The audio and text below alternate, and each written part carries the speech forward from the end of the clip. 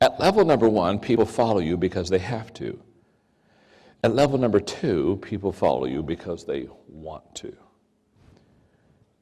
I can always tell in a company when people are at level number 1 with their overseers versus if they're level number 2. Let me tell you the difference. At level number 1, if you're leading people on level number 1, the question people ask all the time while they're following you is, how little do I have to do and not be fired? They're looking for the least that they have to do. At level number 1, I can always tell, because if I'm in a company where their leaders are not very good leaders and they're all at level number 1, and if the quitting time is at 5 o'clock, you go through the offices of level number 1 leaders, and you go through you know what? The desk is cleared at 4:45. Yeah. In fact, at 4:45, all work is done. It's all put away, and all the people that work there have their tennis shoes on, and they're in a 3-point stance. And they're watching that clock. And at 5 o'clock, they're gone. At 5:01, every car is out of the parking lot. Because at level number 1, people only follow you because they have to. At level number 2, what happens? Now they like you. They want to follow you. You have a relationship with them. This is where synergy begins to build. At level number 2, people will give you extra time. At 5 o'clock, if you're in the middle of a project, they're still working on the project because they like you, they like being with you, you're doing this thing together, and away you go. So at level number 2, it's a wonderful level to be on because you like the people like you, and the relationship now has begun to build. I sometimes call this the second mile level. This is extra effort is at level number 2. Minimal effort is at level number 1. But there's a higher level than level number 2. The third level of leadership is the production level. The production level. At level number 3, the key word is results. At level number 3, people follow you because of what you have done for the organization.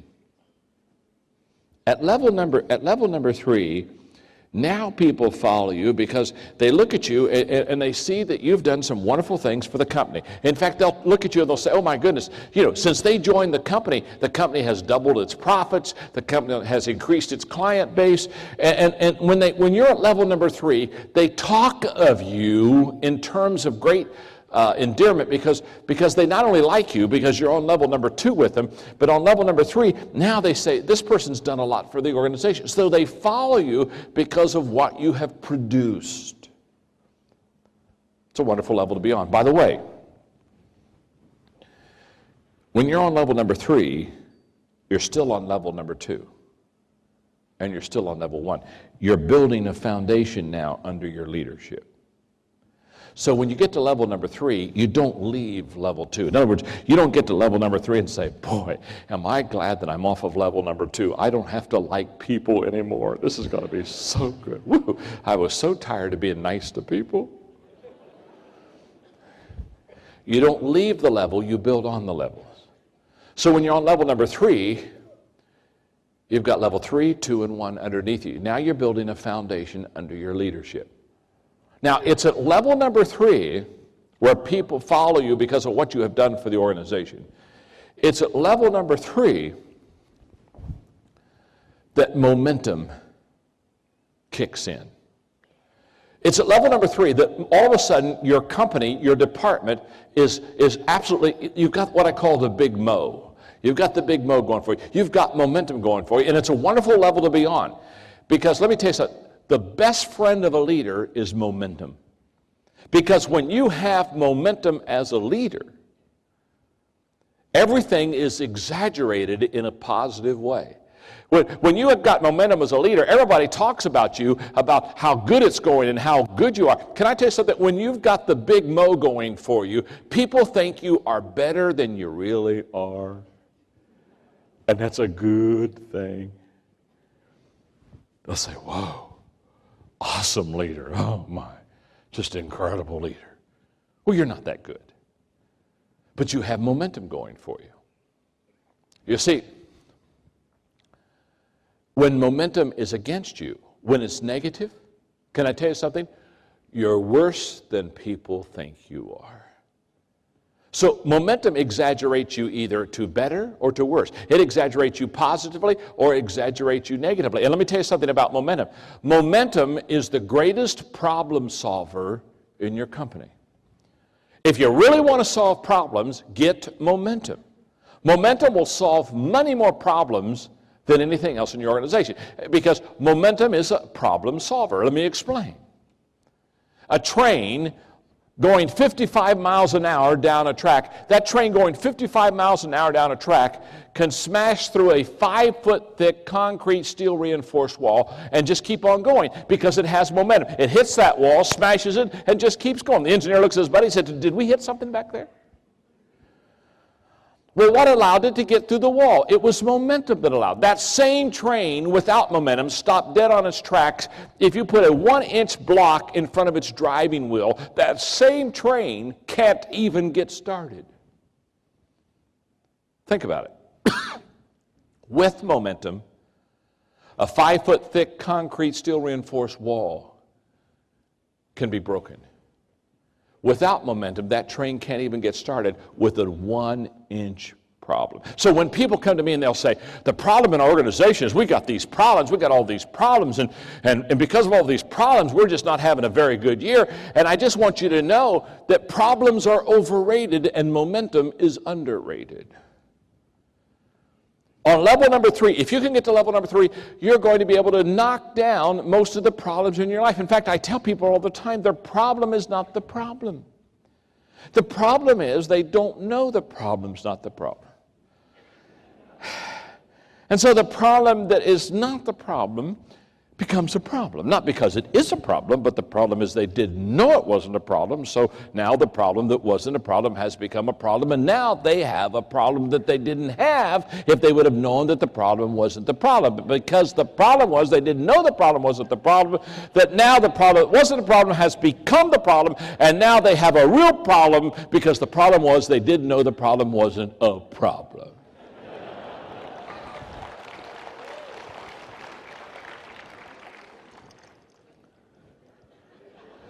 Some melancholy is raising their hand. Excuse me.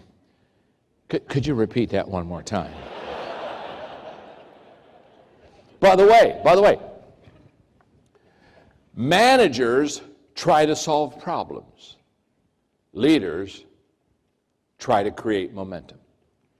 What leaders know is if you can create momentum in your organization, 90% of the problems that will ever pop up will be solved. Not because you're a great problem solver, not because you're smart. Most of the problems will be solved because you have momentum. Momentum solves problems, and managers are always trying to fix problems, and leaders are trying to create momentum. They realize that 90% of the problems you have can be fixed if you can just get on level 3. Level 3 is a wonderful level to be on. It's a wonderful level to lead people on, because if you're on this level and you're leading them on this level, it becomes absolutely amazing what you can accomplish. But there's a higher level. In fact, all of my books that I write, all of my lectures that I give and teaching, I do because my goal is to get the people to level number 4. Now, I know there are 5 levels. But all I've got to do is get you to level 4. If you can get to level 4 on your own, the people that work with you will put you on level 5. So you don't need to worry about level 5. You don't need to worry about that for several reasons. One is you're not there, so don't worry about it. Okay. My name's John. I'm your friend. Okay. Okay. Level number 4. Level number 4 is what I call the personhood level. No, it isn't. No, it isn't that. I'm sorry. It's not that at all. Okay. Excuse me. That's level 5. Okay. I'm a leader, but I have no clue. Okay. Oh, I'm sorry. Excuse me. I'm laughing at myself. Level 4. By the way, when you make mistakes, laugh at yourself. Everybody else is. Join them, okay? Don't just be by yourself, okay? Okay. Level number 4 is the people development level. The people development level. The key word here is reproduction. At level number 4, you're now reproducing people and reproducing leaders, and the key word is, at level 3, they follow you because of what you've done for the organization. At level number 4, they follow you because of what you have done for them. In other words, at level 3, you've changed the organization, but at level number 4, you've changed them. Now, this is an incredible level to be on. When you're on level number 3, people are saying, it's amazing what he or she has done to the department since she's been there. Everything is so much better. But when you're at level number 4, they not only talk about what you've done for the organization, you know what they'll start talking about? They'll say, let me tell you what that person has done for me. I joined this company 3.5 years ago. They began to mentor me. They began to develop me. They began to equip and train me. And I'm here to tell you, I'm a better person because of them. I'm a better leader because of them. I've learned how to lead. I've had 3 pay raises because I'm getting productive in my job. And now they're talking about you, and they're talking to you about the fact that you've not only helped the organization, you've helped them. Now, let me tell you something. At level number 4, loyalty kicks in big time. This is where they go to the mat for you. I mean, at level number 4, they say, oh my goodness, let me tell you something. I'm going to be loyal to this individual because look what they have done for me, and this is a wonderful level to be on. And what I do is I try to teach leadership in such a way that I help people learn how to develop people. So therefore, I write books on teamwork. I write books on how to, because if you can develop people, if you can raise up people, if you can find them, recruit them, raise them up, develop them into leaders, the world will be yours. Because now you're reproducing. Everything, at level 3, everything is addition. At level number 4, everything is multiplication.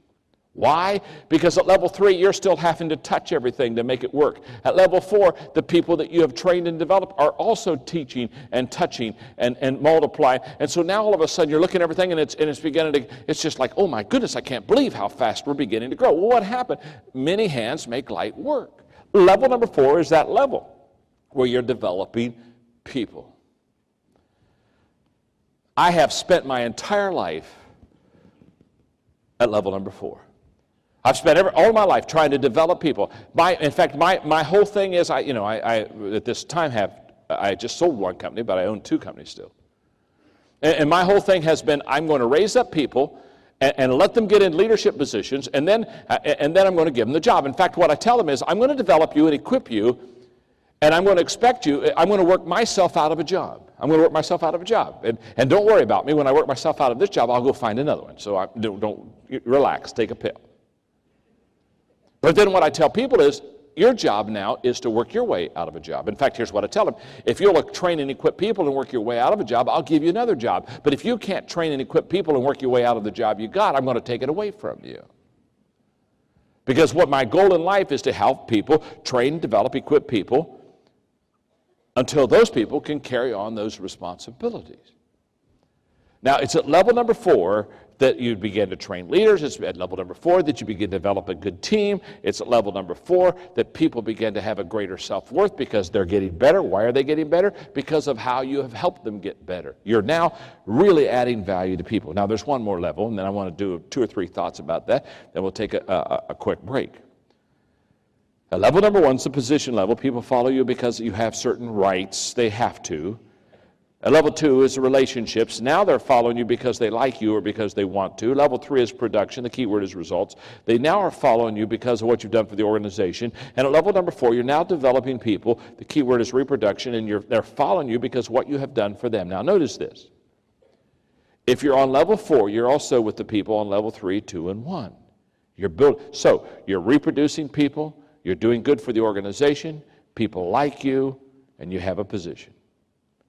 Now, if you do those 4 things extremely well, one day the people, you don't do this for yourself, one day the people will put you on level 5. That level is the personhood level. And the personhood level, the key word there is respect. And at level number 5, you have helped so many people so well for so long that now you're bigger than life. And they have put you in a position of respect that you can enjoy the rest of your life. Now, as I've taught these 5 levels of leadership, let's look at them for a second. Let's look at these steps. Because if I were sitting where you are and I would be taking notes, and I would be looking at these steps, the steps. Yeah. Thank you. I know I don't have the gift of artistry, but keep it there. Okay.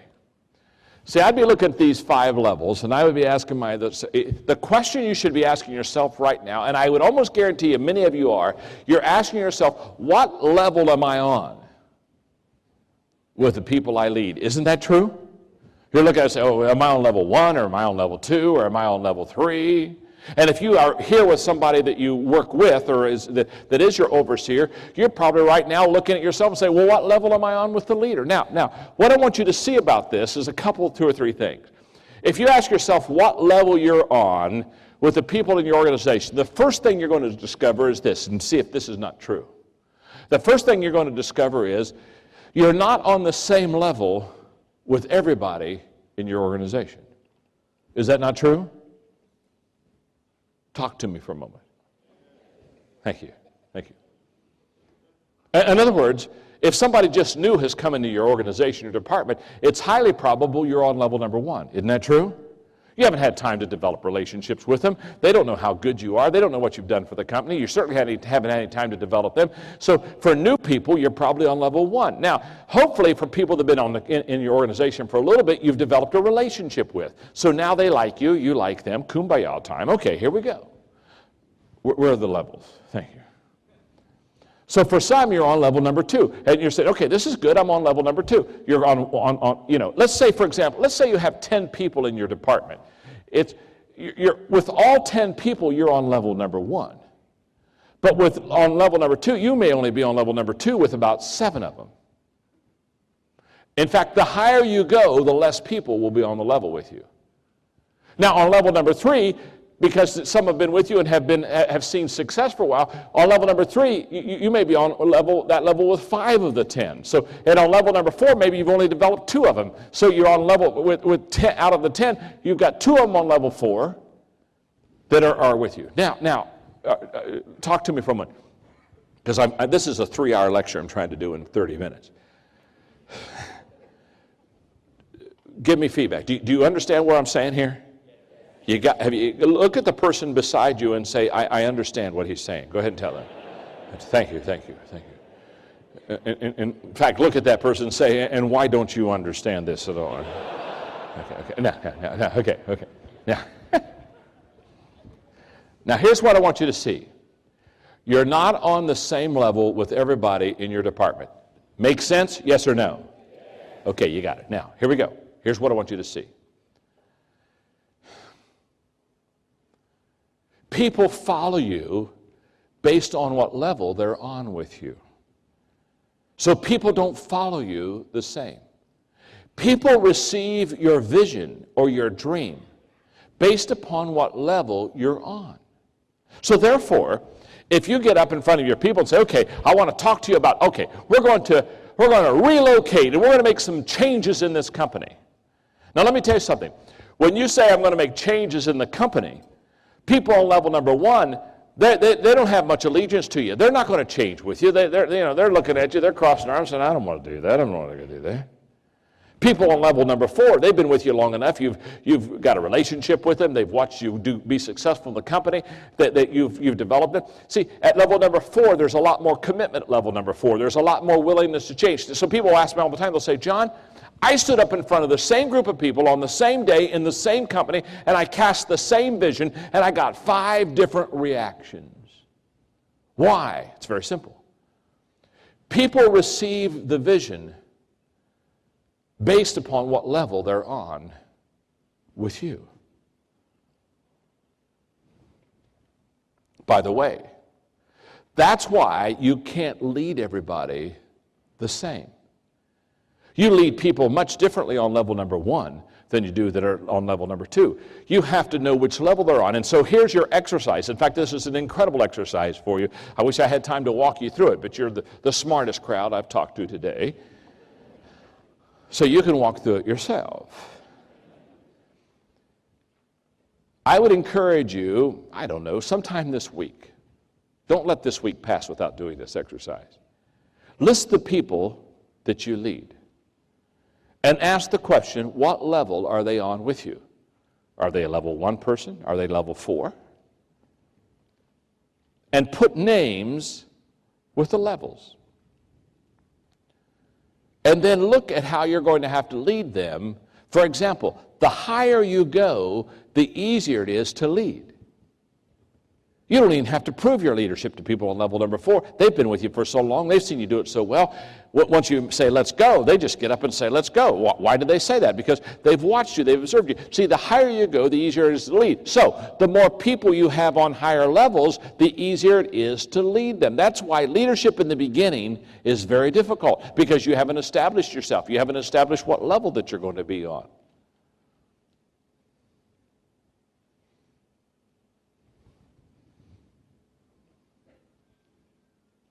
How are we doing?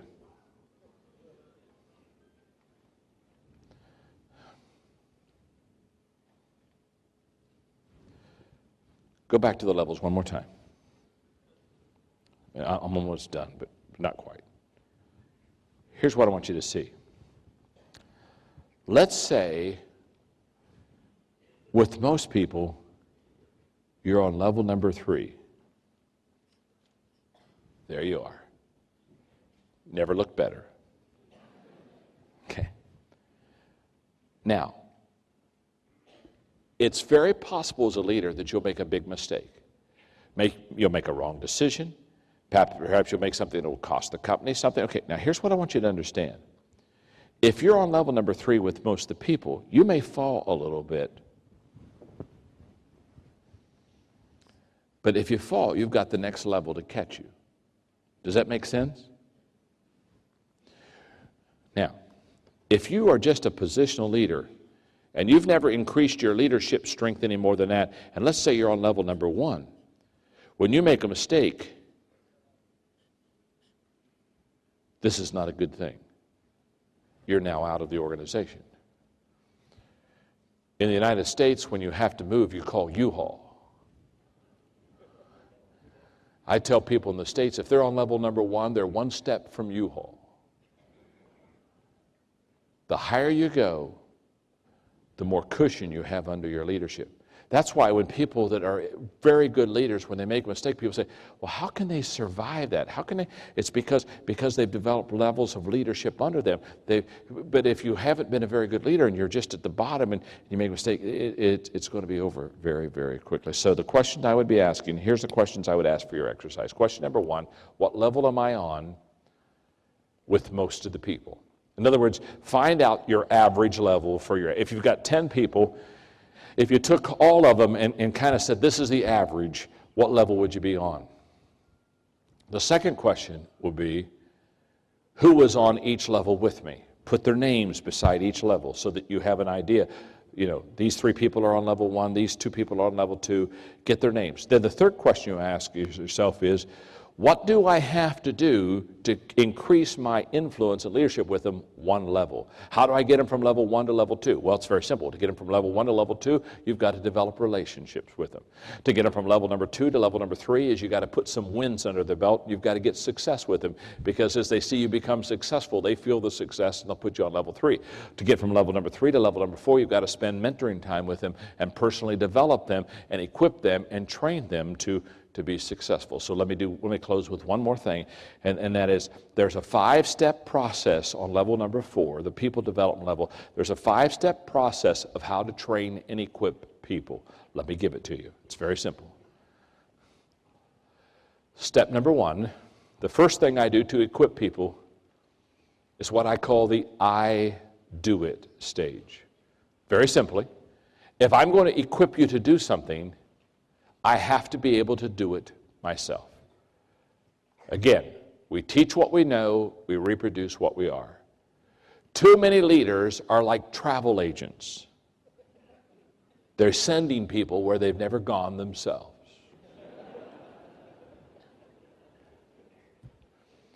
You need to be a tour guide leader. Tour guides say, get on the bus. I've lived here all my life. I'm going to show you people and meet people and things that I've experienced all my life. Be a tour guide leader, not a travel agent leader. So level number 1 in equipping people is I do it. Level number 2 is I do it and you are with me.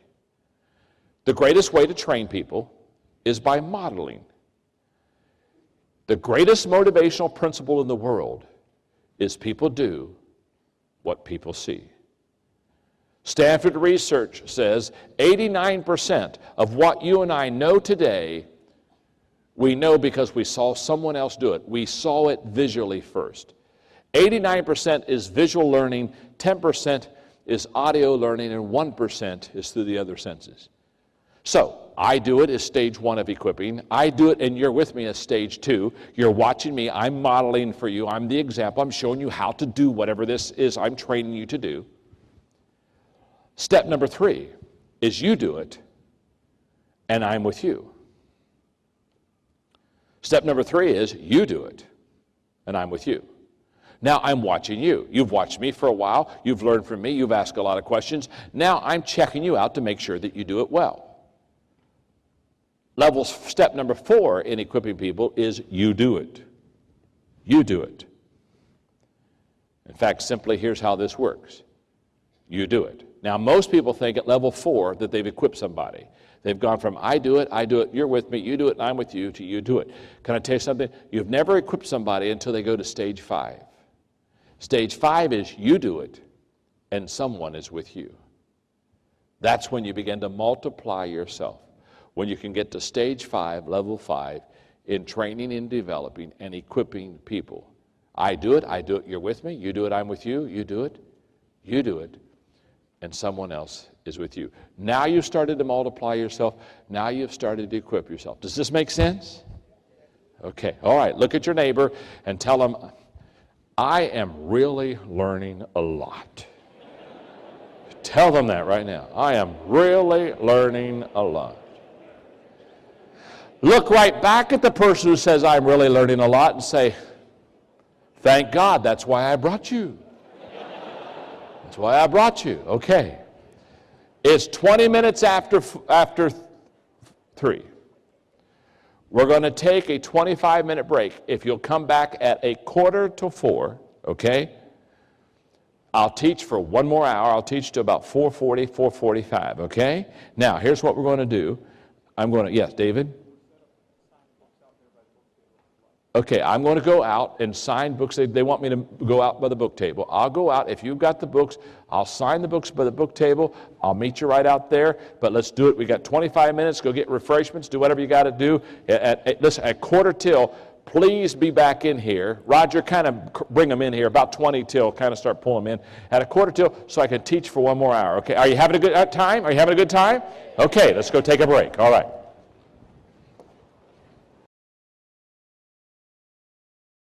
Thanks, man. Thank you very much. Thank you. Thank you very much. How we doing? Have you got one more session left inside of you?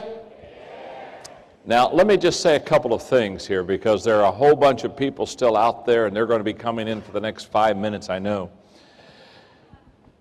I felt bad because there was a line still for the books. And so what I'll do is when I'm done speaking, I'll go right back out to that table. And if you have not had your book signed, I'll go back out for maybe 15, 20 minutes. and I'll sign before I have to go, because I have to speak somewhere else this evening here in town. So, but if you didn't get your book signed, if you'll go straight out to that table afterwards, or if you still haven't gotten your books, if you'll get them quickly, I'll do my best to sign them. Okay. Boy, I wish I had time for Q&A so that you could ask questions about things I've taught today. But as I wrap up and I come into my last session for the next 45 minutes, there's so much I want to teach, and there's such a limited amount of time, and so I'm kind of working through what do I want to kind of give you that can really add value and help you. And I think what I want to do is, first of all, I want to say that what I just lectured on, the 5 levels of leadership. The Power Group, it's the group or the Power Events, the group that has sponsored this. They do corporate seminars on the 5 levels of leadership on my material. This is major use throughout the United States. In fact, I just did a major webcast with Microsoft throughout all of America. And if you would be interested in having them come to you and teach for 2 days the 5 levels of leadership, they have a corporate training called Developing the Leader Within You. If you just go out there to wherever their place is and tell them you're interested in corporate events, they'll be glad to give you that information. So I hope that many of you do that. If you want to know more about the 5 levels of leadership, since I didn't have time to really teach all of it that I would have liked to, it's in my book. It's a whole chapter in my book called Developing the Leader Within You. So if you have that book, you can get a little bit more of the, because during the break I was having people say, boy, I'd like to have a little bit more on the 5 levels of leadership and influence. Okay. What I would like to teach now, in fact, I may try, I did so well with this, I may try again here. Now that I know which way to do it, I would like to take, I don't know, not a long time, maybe 10 minutes, and I would like to teach you how to prioritize your life so that you can be very successful in life. Because first of all, let's start here. A lot of people, they ask me if I do any teaching on time management. They'll say, do you have any books on time management? Do you do any teaching on time management? And I always give them the same answer. No, I don't do any teaching on time management, and I have no books on it. And here's why. Time management is an oxymoron. I'm blown away by people who say, well, teach me how to manage my time. First of all, you can't manage your time. It's going to go on whether you like it or not. So I don't teach time management, but when people want to make the best use of their time, I teach priorities. I teach them how to prioritize their life so that they can get the most out of it. I made a statement earlier today that I could tell, I didn't stay there very long, but I could tell it caught your attention. I was talking about my life and talking about that I only do 4 things. And I could tell you were kind of mentally hanging there for a little bit, and you were thinking, first of all, if I can only do 4 things well, the first thing you're thinking is I'm kind of a worthless individual. Which I would tell you, yes, I am, and I'm very proud of my worthlessness. In fact, I tell people all the time, I'll say, no, you don't want me, I'm worthless there. No, no. It's amazing how much time you'll free up if you just declare you're worthless. Okay. A lot of people get involved in a lot of things because they have an ego bigger than their IQ. Just back off and say, no, I'm not any good at that, you don't want me, okay.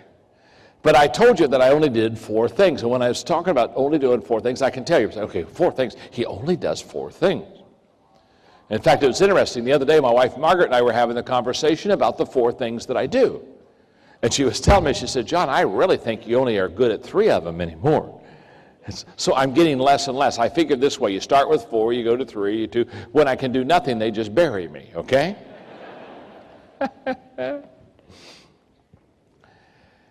Many years ago, I'm talking about 1972, when I was working on a business degree, I had this course that taught me the Pareto principle. And it's not my principle, but it's a principle that in 1972 I had in a business course, and I said to myself, I am going to learn this principle because this can change my life. And for 30 plus years, I have learned and lived by the principle I'm about to teach you about priorities. And it's very simple. And if you can get me back on the overhead, let me see if I cannot just kind of put this together for you for a second. On a piece of paper, I want you to do the same thing that I'm doing right now. I want you to have 2 columns.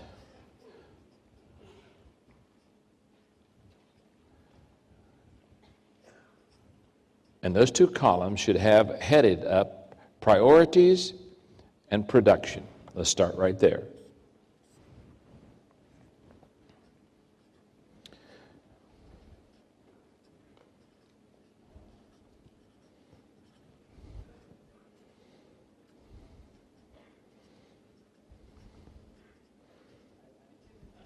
Now, Pareto was the guy that taught what we call the 20-80 principle. Let's look at our priority line first. Pareto would teach you and me that if we have 10 things to do, the first thing we should do is list them according to priorities. Put number 1 as number 1, put number 2 as number 2. The least important of all should be number 10. Now, Pareto says if we prioritize correctly the 10 things that we need to get accomplished, here's what he says. If instead of doing all 10 of those things, we just do the top 2, and on a piece of paper, do exactly like I'm doing. This is a visual teaching. So he says, if we have 10 things to do, but we only do the top 2 of those 10 things, here's what he says. We will get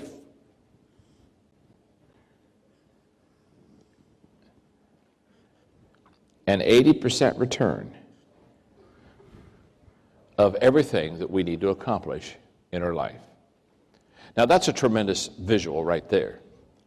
What he's saying to us is if we have 10 things to do, but we only do the top 2, we don't do the bottom 8. We just do number 1 and number 2.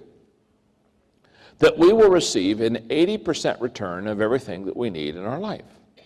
Now he goes on to say, let's say we ignore the top 2, and instead of doing the top 2, we do the bottom 8. We do numbers 3 through 10. Here's what Pareto says. If we do the bottom 8, we will only get a 20% return of everything that we want to accomplish in our life.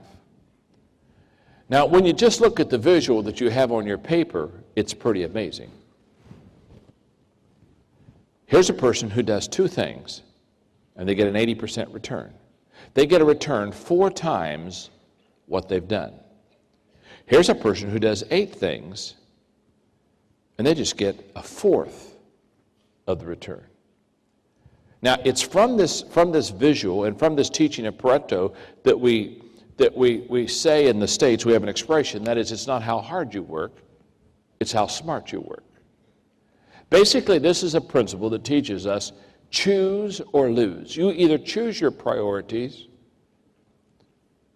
If you don't, you'll lose your effectiveness. Pareto basically said it's not doing everything, it's doing the main thing that's going to be the difference in your life. Now, I first learned this principle in 1972. I've taught it thousands of times. I've lived it in my life. And basically, the day I did it, I said, okay, John, you're going to very quickly, or as quickly as you possibly can, you're going to find out what you do well, and you're going to stay into your strength zone, and you're not going to do things you don't do well. So from 1972 to about 1982, it took me about 10 years to figure out what I did well. I only do 4 things well. So I only do 4 things. You see, the question is not, will your calendar be full? I'm going to assume all of our calendars are full. We're all busy. Is that true? How many of you are busy? Okay. The question is not, will our calendar be full? The question is, who will fill our calendar?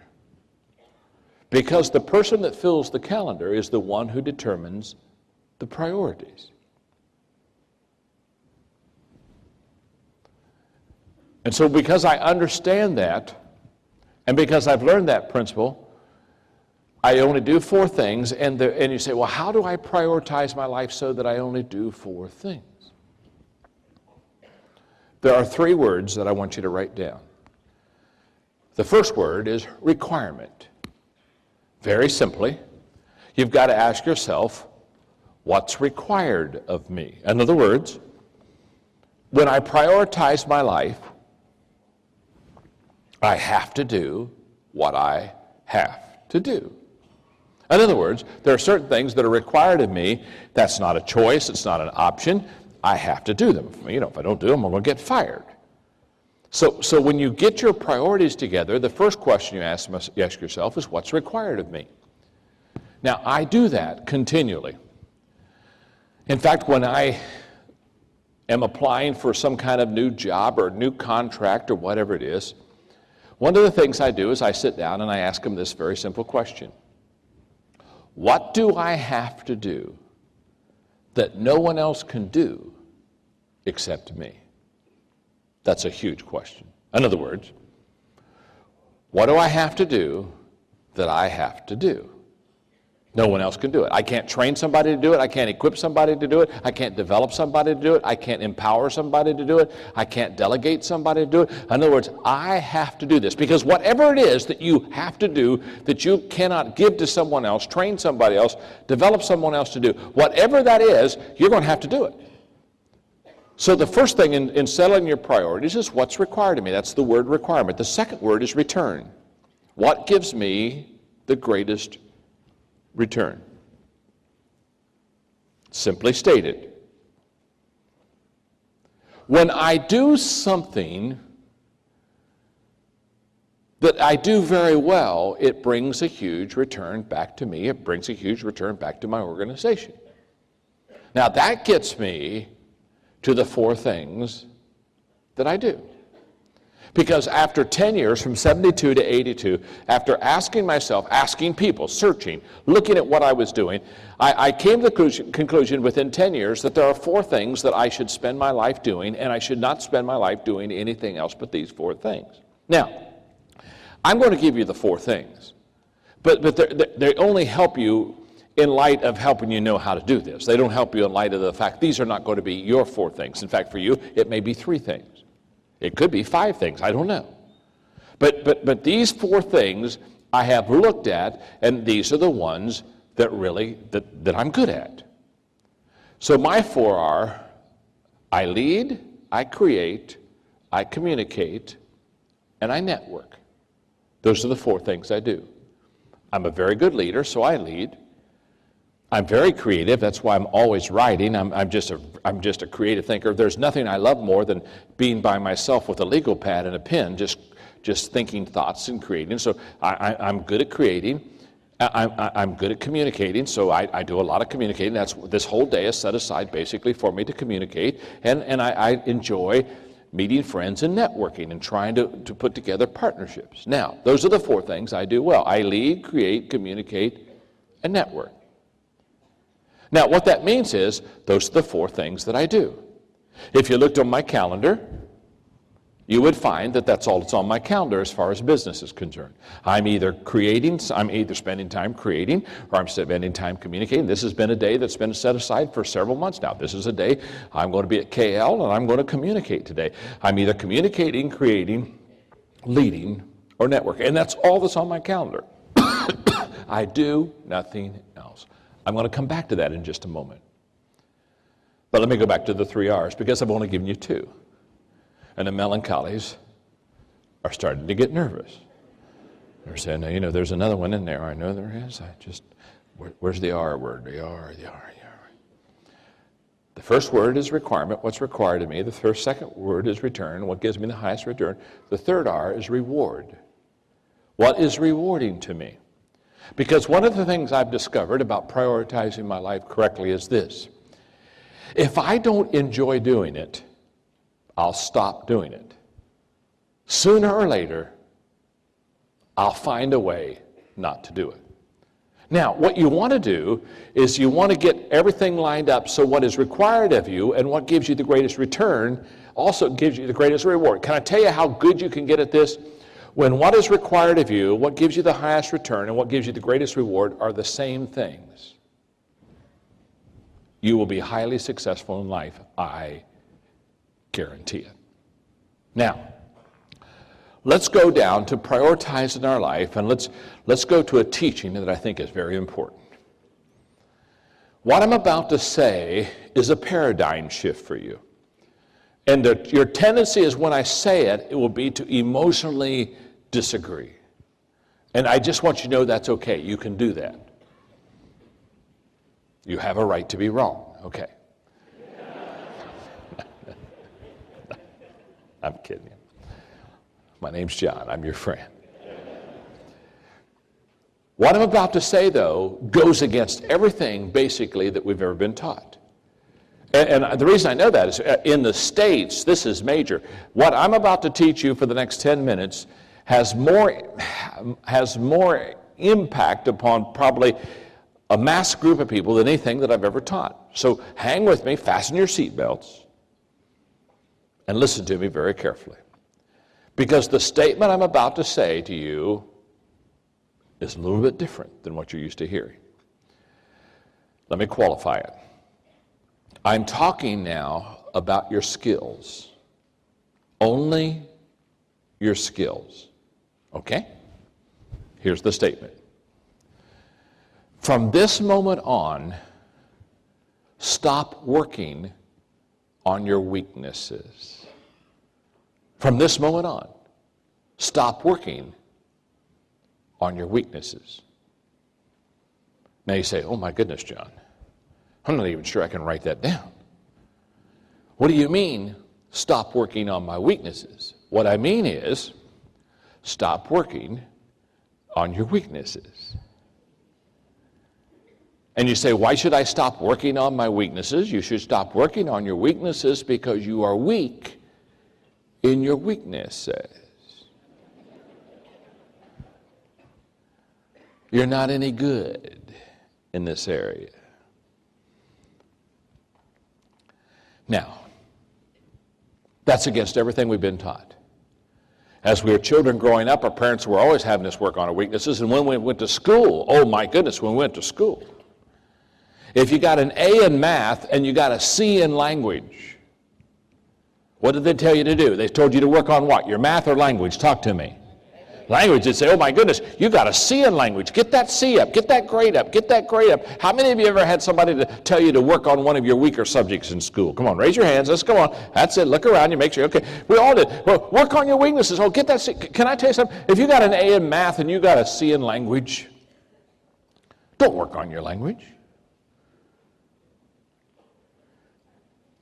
You know, get on your knees and thank God you got a C. Probably deserved a D. The teacher liked you. Don't work. Now, why did you get an A in math and a C in language? It's very simple. You have your DNA, who you are, you have a bent toward math, not toward language. You're always going to be better than math and language. It isn't because you work harder on one than the other. It's because the very fact is that there are some subjects we're better at than others. Is that not true? Now, what I'm saying to you is don't work on your weaknesses, and here's why. You ought to be up here where I am watching you right now during this lecture. Disbelief is all over your face. Some of you are going to leave here and go straight to a therapist. Let's say that, well, let's put it this way. Let's say from a 1 to a 10, I'm a 2 in something. Now 2 isn't very good. Okay, 2's very weak, okay? For example, I love music. That's the good news. The bad news is I can't sing.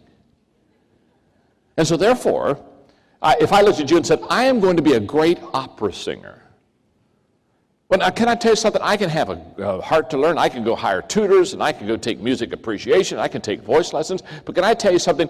2 or 3 years from now, I'm not going to go from a 2 to a 10. I'm going to go from a 2 to a 2.1. Listen carefully. You can only increase your skill level 2 numbers. This is major. You can't go from a 2 to a 10 in skill. Now, I'm only talking about your skills. I'm not talking about your attitude. You can go from a 1 to a 10 in attitude. I've known people who have a terrible attitude and change it, and they go to a 10. So you could, I'm not talking about discipline. You can go from a 1 to a 10 in self-discipline. I'm talking about just your skill area. You can only increase your skill level 2 numbers on extreme times. Under unusual circumstances, I've seen people go 3 numbers. I've never seen anybody increase their skill level over 3 numbers. So if I'm a 2 in something, if I work hard on my weaknesses, I could become a 3. Hello. If I work hard, really work hard, and spend a lot of time, I could maybe become a 4. Let me tell you something about 4s. They're below average.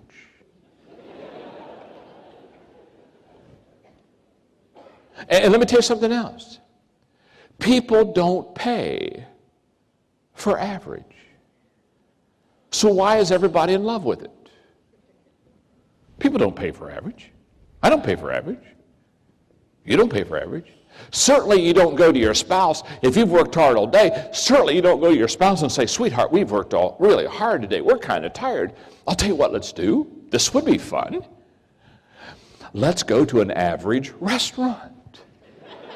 Oh, boy. Do you think in KL we could find an average restaurant? Wouldn't it be something if we could go to an average restaurant tonight and have some average food? Oh, yes. Oh, let's do it. So you don't get in your car and drive down the street looking for the average restaurant. Finally you think, oh, I think that one's average. Nobody's there. And you pull in the average restaurant, you pull up right by the door, you get a park by the door at average restaurants. And you go in, and the hostess is there to seat you, and she gets ready to take you to a seat. And say, oh, excuse me, before you take us to our seat. Do you have an average table? Now, I know that one table there, it's got the big mirror, or big glass window out there, and you overlook the water, and oh my, that's really awesome, and we don't want that table. No. We'd like to have an average table. Do you have a table where nobody has sat today? And when she escorts you to the average table, you don't sit down and say, excuse me, one more favor. Thank you. First of all, thank you for the average table. This is really average. Thank you. So, oh yes. Do you have an average waiter? Now, we don't want your best waiter. No. Oh, we don't want one of those waiters that comes and takes the order without writing anything down and memorizes the order and memorizes our name and is prompt and brings us our food on time. No. Do you have a waiter that will come and take the order and then mess it up when they take it to the kitchen and bring the wrong food out and say, excuse me, it'll be another 45 minutes. Can we have one of those waiters? And when the average waiter comes to the average table at the average restaurant, you don't look at them and they start to tell you what their specialty is. And so, no, you don't understand. We don't want to know what you're good at. No. Do you have any average food back there? Let me ask you it this way. Do you have any food back there that nobody's ordered today? No, you don't go to an average table at an average restaurant, ask for an average waiter and get average food, and walk out of there an hour and a half later and say, wow, we got to do this again. No. People don't pay for average. But if you work on your weaknesses, listen to me carefully, if you work on your weaknesses, you will at best become average. You will never distinguish yourself. You will never set yourself apart. You will never become a person of excellence. You'll never have people standing in line to see you, to hear you, to buy something from you. You'll never have anybody drive by your store, drive by someone else's store to get to your store. You see, if you're average, you're just average. And average people will not be successful. They will not help a lot of people, and they will not make a lot. Average is average. And if you work on your weaknesses, you are going to be average all of your life. But let's just turn it around for a second. Let's say from a 1 to a 10, Let's say you're a 7. You're already above average. You're already a little bit of, this is kind of in your strength zone. This is what you're good at. This is what you do that gives you a good, let's say you're a 7. Now let me tell you something. If you're a 7 and you start getting a tutor, or you get a mentor, or you get somebody around you, you could go to be an 8. And whoa, if you go to a Maxwell seminar, you could become a 9.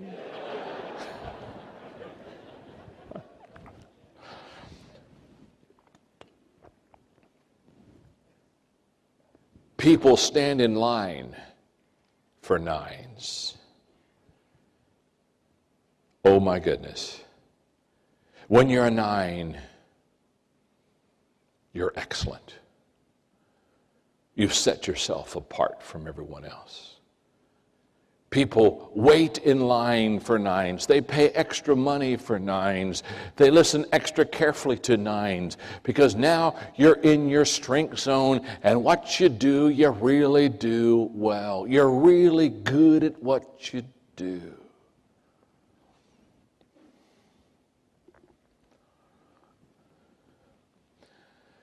I was speaking to a couple hundred presidents. This was another, I told you earlier about a CEO day, and I was telling those CEOs to work on to go back and tell people what they're not good at.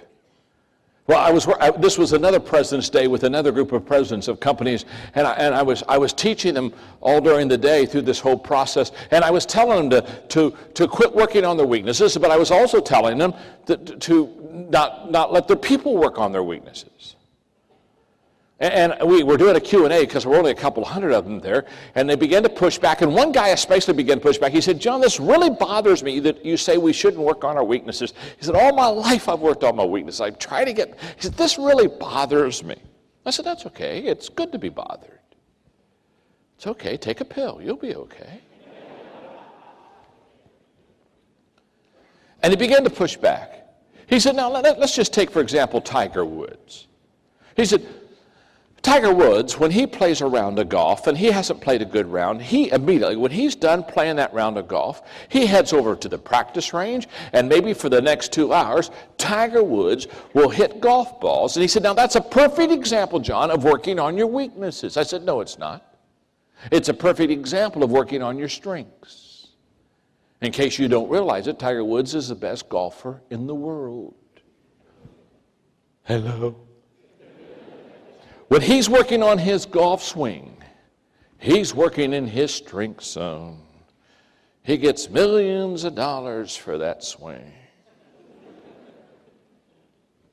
I said, let me give you the difference. When I finish playing a round of golf, I go to the practice range and I practice. But because I'm not a good golfer, I'm in my weak zone. For me, practice doesn't make perfect. Practice makes permanent.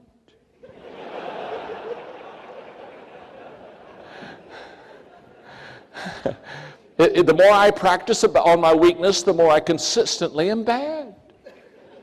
I've got those bad swings perfected after a while. I can do that bad swing every time. You say, he is the most consistent bad swinger I've ever seen in my life. That ball every time just goes right. It's not a slice, it's a boomerang. It comes right back to him. In fact, I was playing golf with a guy one time, and he was a good golfer, and I'm not a good golfer, and I'm sitting there and I'm saying, oh, talk to me. What's wrong with my swing? And he looked at me, he really encouraged me. He said, I've been watching you for a couple holes. And he said, I think you've only got one problem. I thought, oh, this is good. I can fix one problem. Hello? I said, what is it? Come on, talk to me. What's my problem? He says, you're too close to the ball after you hit it.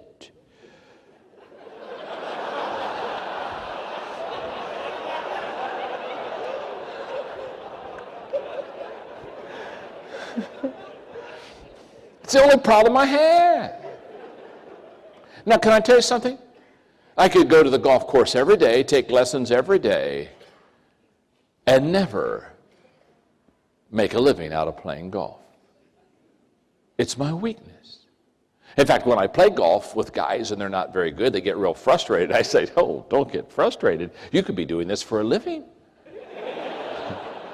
Relax, enjoy yourself. One of my favorite golf stories, one of my favorite golf stories is these two guys who get up to the tee and they're not any good at golf at all. They're terrible golfers. I mean, they're terrible. I mean, they're really terrible golfers. I mean, in their golf bags, they have things like a weed eater. So when they get in the weeds, they can chop them down so they can find their ball.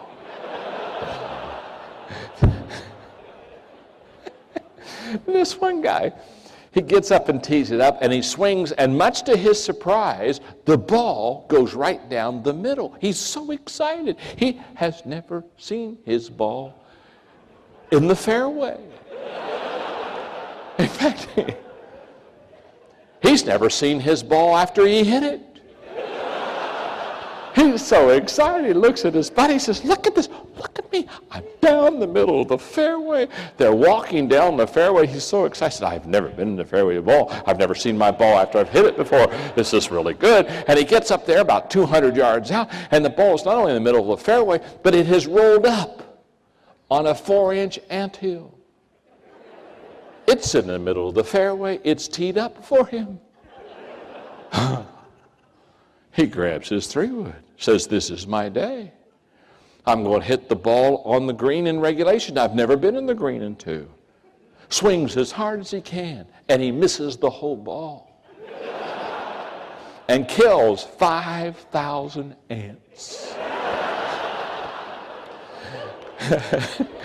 Miracle of miracles, the ball, instead of being on a 4-inch anthill, is now on a 2-inch anthill. It stayed on top of the anthill. It's still teed up for him. He said, oh, this is my second chance. Grabs the 3-wood, swings as hard as he can. He misses the whole ball again and kills 4,998 more ants.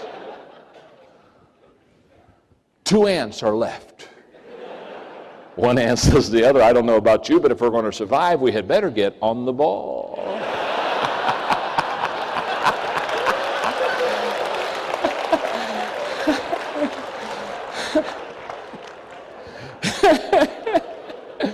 Now what I've discovered is that people that are successful, they get into their strength zone. They start at something they're already decent at, and they get much better. So go to your strength zone, not your weak zone. Does that make sense? Tell the person you're sitting beside, say, that makes sense to me. Go ahead and tell them that, right? I said, that makes sense to me. And look right back at them and say, by the way, you're no Tiger Woods either. Now, what I've discovered is people, now watch this. Watch this. People that are highly successful have found their strength zone. And every day, remember I said that earlier this morning, the secret of your success is determined by your daily agenda. Every day, these people are in their sweet spot. Every day, they're doing what they do well. I'm known for speaking and communicating. I'm not known for singing. Not one of you came to this seminar today and said, boy, what I really hope is John Maxwell breaks forth in song today. Wouldn't it be something if he'd start singing any time now? No, you don't want to hear me sing. I'm not any good. You didn't pay to hear me sing. No. I'd have to pay you to hear me sing.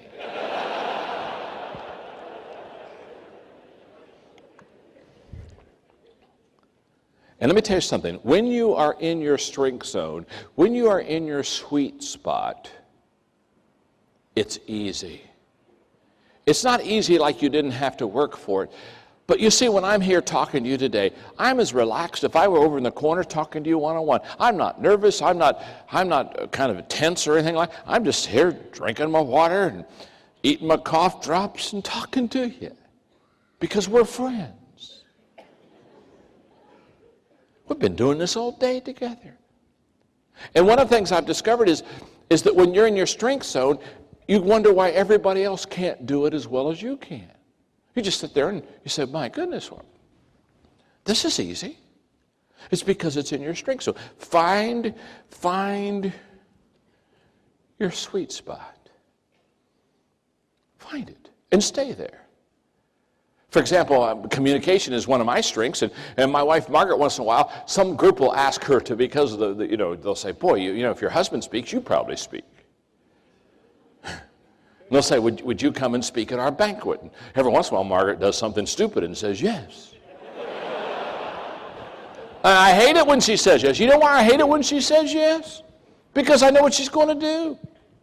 She's going to come to me and say, John, I got to go speak for this banquet. And she's going to ask me, first thing she's going to ask me, what should I say? Can I tell you something? If you don't know what to say, it's not your strength zone. And I look at her and I say, oh, Margaret, honey, that's not that complicated. And, well, she'll say, give me a subject, give me a subject. What should I talk on? What should I talk on? I said, well, why don't you wait till you get there?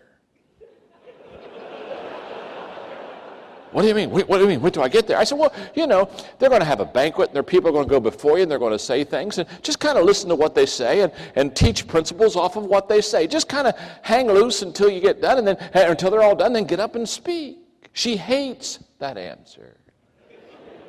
Why? It's not her strength zone. Now, I'm not picking on her, because my wife is incredible in decorating. She is unbelievable. Colors, fabric. You ought to see our house. You ought to pay for our house.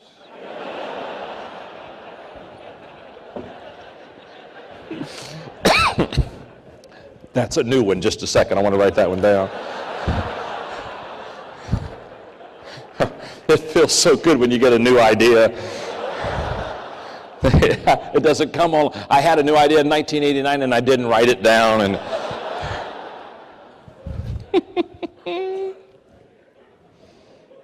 oh, it's incredible. She colors. I mean, I'm not colorblind, but I'm worthless. I mean, I can't figure out what matches. I have been known to go in my closet at the house and stand there for 15 minutes trying to figure out what to wear. I'm just kind of, yeah. And finally Margaret said, John, are you in the closet again? She comes and I'm just staring. I got little slobbers coming down my face. And she'll say, oh, here, I'll get it for you. So the first thing she does is she makes me get out of the closet, which is very humiliating. So now I'm standing out in the hallway, and she says, okay, what are you going to do? And I said, well, I'm going to go speak at a conference day at Cal. So she pulls off the stuff, and she gives it to me and says, here, now, wear this. You'll look good. So I think, thank you, babe, thank you. Now, what I do, because I'm not good at this, I'm smart. It's like if she picks out like a sweater and slacks for me, a lot of times when I'm done, I'll put them back on the same hanger.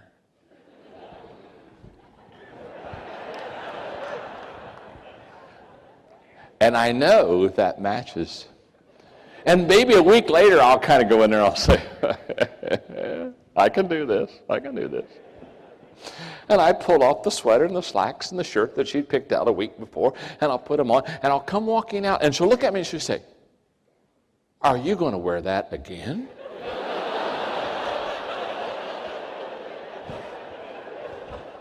Kind of thought I would. Oh, she said, John, don't do that. You wore that last week. People will see you that. No.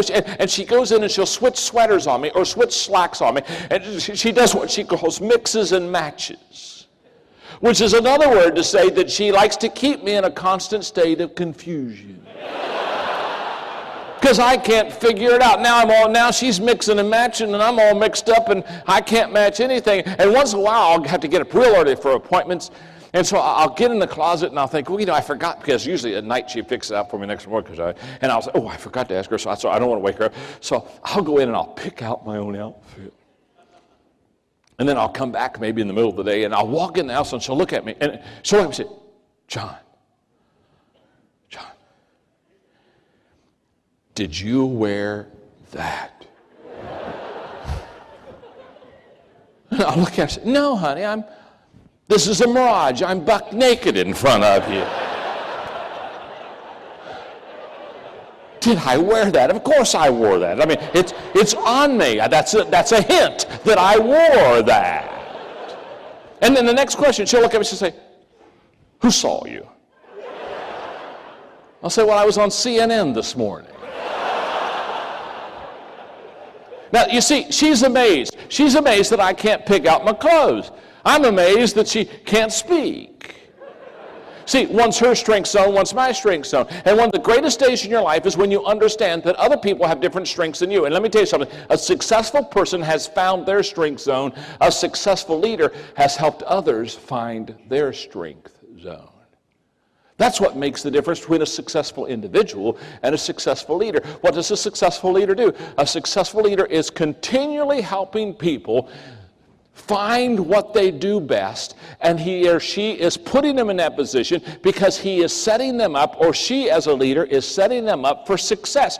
And you set a person up for success by helping them find what they're good at. You don't set people up by having them find their weaknesses. Here's the way it works. I have a degree in counseling, but I'm a terrible counselor. You don't want to come to me for counseling, because I'm one of these kind of people. If you come to me and you got a problem, I'll listen to you for about 5 minutes, and then I'll give you a 3-step plan on how to fix it. And I used to, people come in for counseling, I'd listen to them, and I'd give them 3 steps, tear off the sheet of paper, and say, be healed. And they'd come back next month with another problem. And I'll say, didn't we fix the one last month? And it just took me a long time to realize there are some people, their spiritual gift is finding problems. And I have no mercy at all. In fact, I have no mercy. In fact, when I gave up counseling and I told people I wouldn't do any counseling anymore, they began to clap and applaud and said, oh, thank God. Woo, that's good. He won't be See, when you counsel with people, you work on their weaknesses. When you equip people, you work on their strengths. My life was changed radically the day I quit counseling people and started equipping people. When I realized that the greatest way to help people is to not stay on their weaknesses. And by the way, I'm pro-counseling. I'm not anti-counseling, so don't be offended. If you're a counselor, I'll probably be to you before the day's over. But the day that I realized the greatest way to help people is to help them find their strengths, that was the day that I was able to really help people. Now, I have 8 more minutes. So if it's okay, for the 8 minutes I have left, I would like to give you 3 hours of lecture. First of all, before I give you more, are you learning something? Let me ask you a question. All this stuff you've been writing, have you been taking notes today? You've been taking notes all day, haven't you, huh? In fact, just show the person you're beside you. Show them your notes right now. Just show them those notes. Just put it in their face right now. Just put that in their face. In fact, show them their notes and ask them why they haven't taken as good a notes as you have today, huh? Absolutely. In fact, tell them the notes you've been taking aren't for you, it's for them, and they need to read those things. Okay, now. And what I want you to do is not only take notes, I want you to do something with it. Isn't that true? Okay, in other words, start applying this stuff. So let me make a couple of leadership statements. These are mainly from my 21 Irrefutable Laws of Leadership. I want to make 2. I'm going to make 2 leadership. I'm going to just teach 2 leadership laws, and then I'm done. Well, no, I'm not really done. When I'm done here, I'll go out to that book then, and if you brought books and you haven't had them signed yet, I'll sign until you get your book signed, okay? Is that fair enough? Okay, here we go. The reason I have such a passion to teach people how to lead, and the reason that I travel internationally and do all this stuff, is not because I need a job or because I want to get on a plane or I need to see another country. It's because I know what happens when a person learns to lead. And in the 21 Irrefutable Laws of Leadership, the first law of leadership is the law of the lid, L-I-D. And the law of the lid says that your leadership level will determine your success. In other words, how well you lead will determine how successful you become. Now, after you finish writing that down, I'm going to visually take a moment and I'm going to just explain that to you. In fact, that's one of the reasons why I'm so excited about what the organization is that brought us here. And again, I want to share with you, if you want to learn leadership, go to them for corporate training. They'll sit down and they'll teach these principles. Now watch this principle. This is huge. This is a visual. If this left hand represents how well John Maxwell leads, and this right hand represents my business, here's what I know about my business. My business will grow up to, but not go any higher than the lid of my leadership. In fact, my leadership ability will put a lid upon my potential and upon my success. I cannot grow my organization better or bigger than I can lead. Oh my goodness. In the history of mankind, no company, no business has ever kept growing beyond the level of its leaders and just kept flourishing and kept being successful when the leaders were down here. No. Leadership is always the lid on the growth of your company. Leadership is always the lid in the success of your life. And what I am basically is I am a lid lifter. I go around and I teach people how to lift their lid, how to get better. Because, for example, if you're from a 1 to a 10, you're a 4 as a leader. What that means is your company's going to be a 3. Can I tell you something? Your company's going to not be a 6. It's not going to be a 7. It's not going to be an 8. This is not a baffling exercise. If you're a 4 as a leader, you're literally going to control, contain, and keep your company from getting any higher than a 4. It cannot rise above the level of your leadership. And I hate this illustration. It hurts my hand every time I do that. Now here's the good news. You can grow as a leader. You can go from a 4 to a 5 to a 6. And all of a sudden your company now has room to grow from a 3 to a 4 to a 5, maybe a 6. So how do you grow your company? How do you become more successful? You grow your company, you grow your business, you build your department, you develop people by your ability to lead people successfully.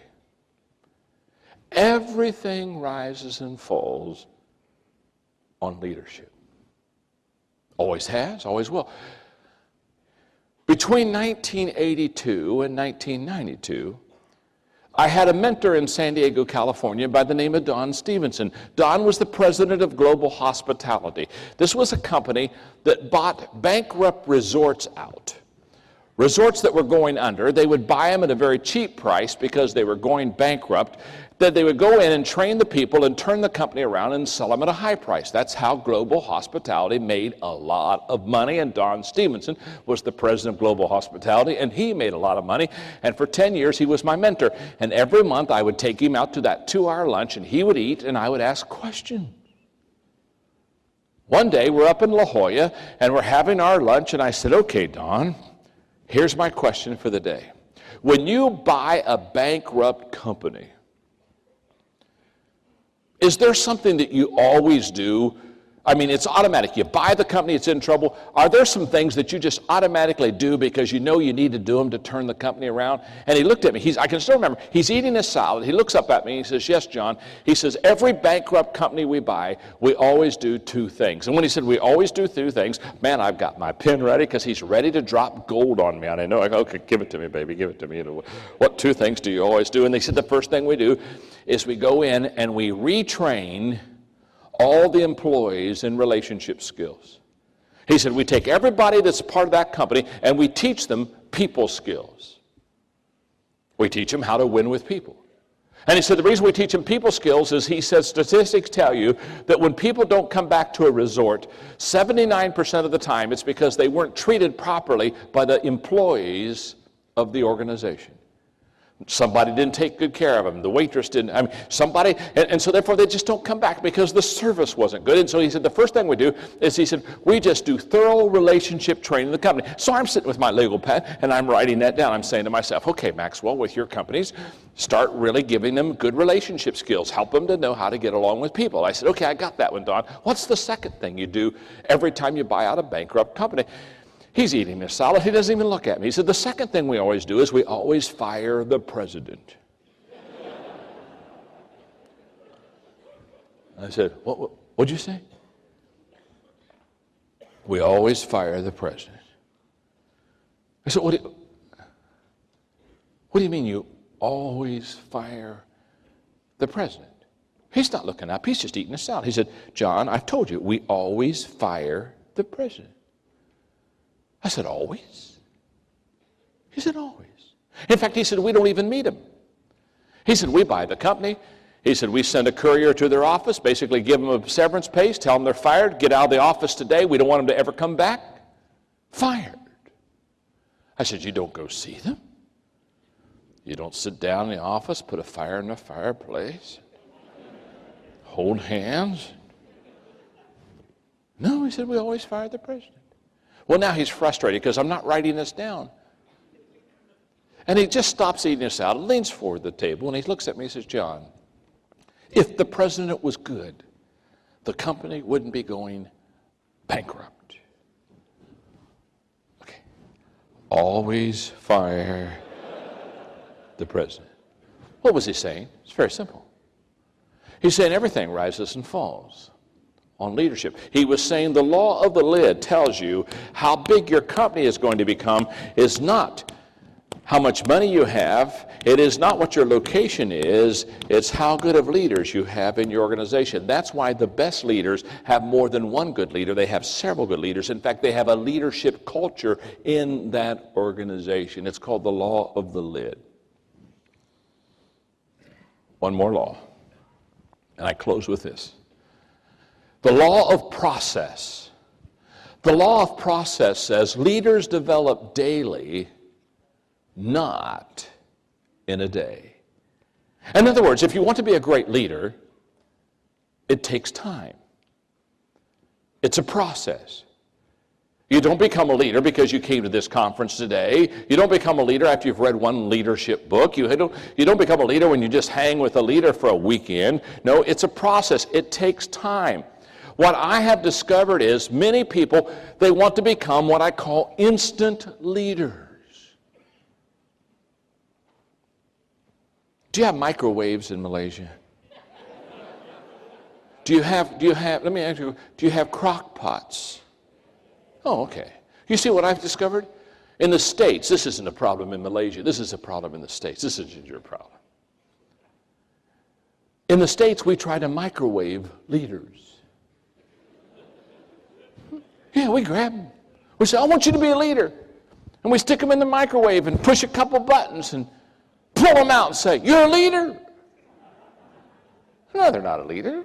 They've been microwaved. That's why we have so many Pop-Tart leaders.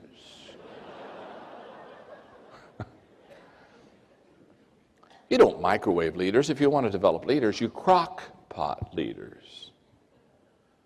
You put them in the crock pot and let them simmer and marinate. It takes a while to develop leaders. When I did the interview today at noon with the reporters, they asked me a question that I'm always asked at every leadership conference if I let people ask questions. It's a question they ask no matter what country I'm in, no matter where I am.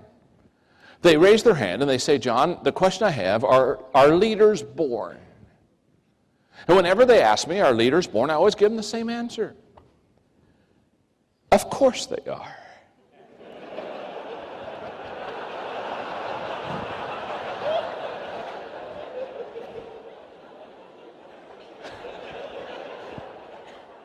Think about that question. I've never met an unborn leader. Don't particularly want to either. Thank you very much. You see, when they ask me, are leaders born, what they're really asking are there some people they got it, and some people when they're born they don't got it, and if you got it, you go to the front of the line. I guess if you don't got it, you get in the back of the line and hope there's a drinking fountain at the end of the line. Now, there are people without any question that have leadership leanings, just like I talked to you about the math and the language. No question about that. But what I have discovered and what I taught in my book, Developing the Leader Within You, and the book, Developing the Leaders Around You, is you can train and teach people how to be a leader. So I close with this statement and this story. There were some tourists in an old European village. I mean, it was an old village. Nostalgia. And the tourists were just looking at the buildings and thinking about the history and thinking about all the people who have over the centuries lived in that village. And one of the tourists saw an old man sitting at a bench, and so he went over and sat beside him. He said, "Have you lived here?" And the old man said, "Yeah." He said, "I've lived here all my life." Oh, he said, "Good. I have a question to ask you." What's the question? Have any great men been born here? And the old man said, "No, only babies."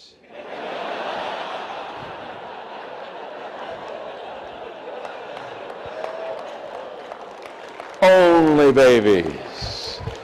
And when they asked me about Malaysia and asked me why I went there, and they said, "Well, are there great men and women being born in Malaysia?" I said, No, just babies. But babies who have tremendous potential. Because as I look at you and I've talked to you today, seldom have I talked to people that I felt had greater potential to be great leaders than the people in this room. But it's a process. Pay the price. Be patient. Stay away from the microwave. And become the leader that you can become. It's best for your country. It's best for your business. It's best for your community. And it's best for your family. I hope you've learned something, because I've had a wonderful time talking to you today. Thank you very much.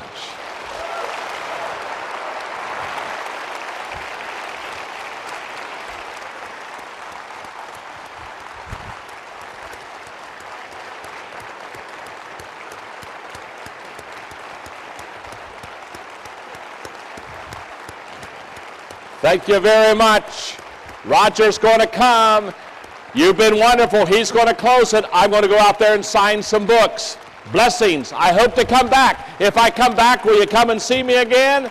We'll talk some more. Thank you very much. Thank you, Roger. Please give Dr. Basso another round of applause.